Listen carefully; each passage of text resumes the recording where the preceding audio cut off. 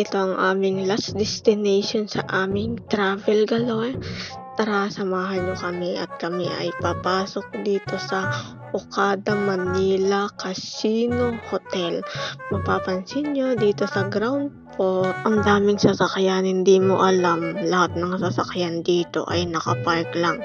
Siguro yung iba dito ay nakasanla na kasi yung iba natalo sa casino tapos hindi na nila maiuwi ang kanilang sasakyan kasi yun na yung pangbayad nila sa talo sa casino o naging collateral. Okay. At grabe, sa labas pa lang ng hotel ay ang gaganda na ng mga chandelier nila dito. Yamanin talaga.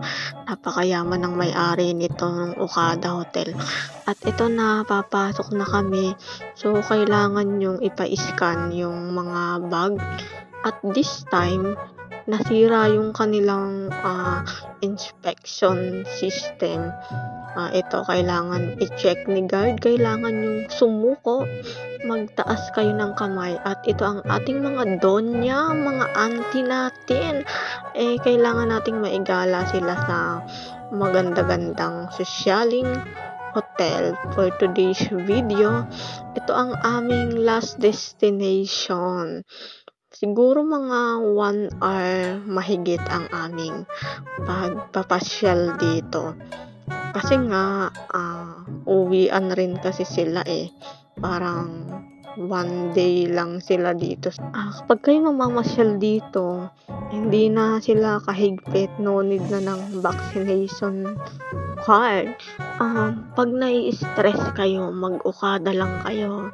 Ito yung ginagawa kong motivation na someday makakapag-check-in din ako dito pag marami akong pera. Grabe ang mahal ng check-in dito. Ang pinakamura dito ay 15 to 25k. Hindi yun VIP. Yun ay sa mga ordinaryong tao. Tapos, may maganda ditong event.